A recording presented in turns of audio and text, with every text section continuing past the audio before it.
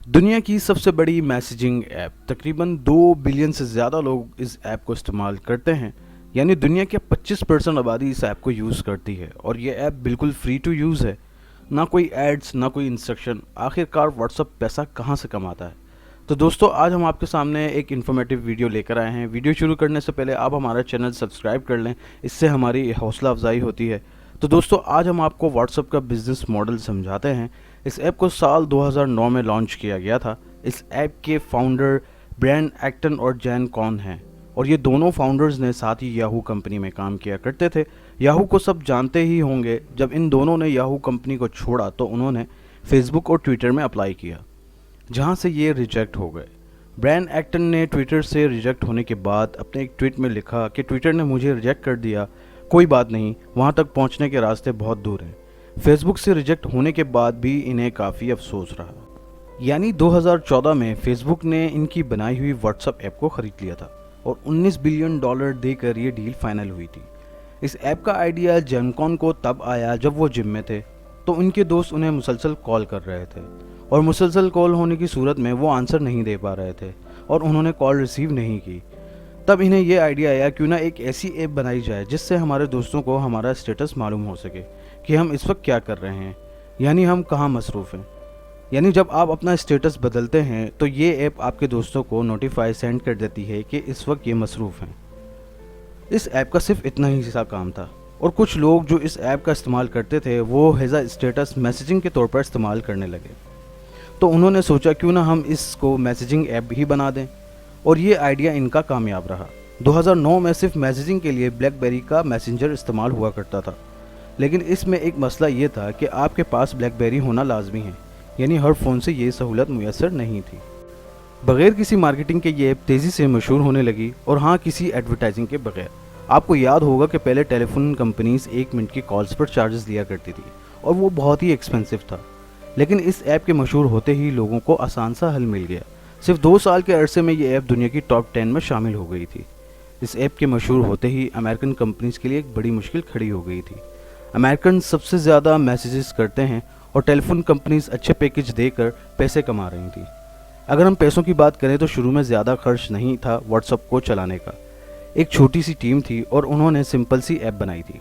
इस पर ना तो मार्केटिंग में और ना ही एड्स पर खर्चा हो रहा था।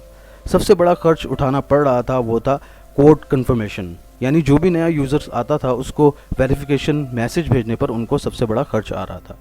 बहुत सी कंपनीज ने इस ऐप में इन्वेस्टमेंट की, लेकिन इन्वेस्टमेंट ज़्यादा तेज़ी से नहीं हो रही थी। तो व्हाट्सएप ने नया बिजनेस मॉडल सोचा। उन्होंने $0.99 पर ईयर यूज़र पर चार्ज करने का फैसला किया। 2011 में ये ऐप दुनिया की टॉप ऐप बन गई।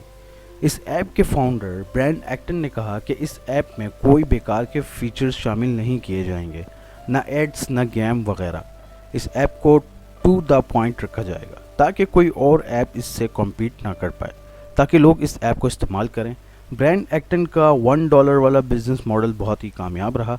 इसमें जितनी भी कमाई हुई थी वो अपनी ही टीम की सलाहियतों पर खर्च की जाती थी ताकि इस ऐप को और आसान बनाया जा सके।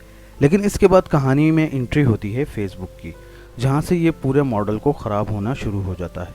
वैसे 2012 में ही मार्क ज़ुकरबर्ग इस ऐप को ख़रीदने की कोशिश में थे, लेकिन फरवरी 2014 में जाकर ये डील फाइनल होती है। $19 बिलियन में इस ऐप को ख़रीद लिया जाता है।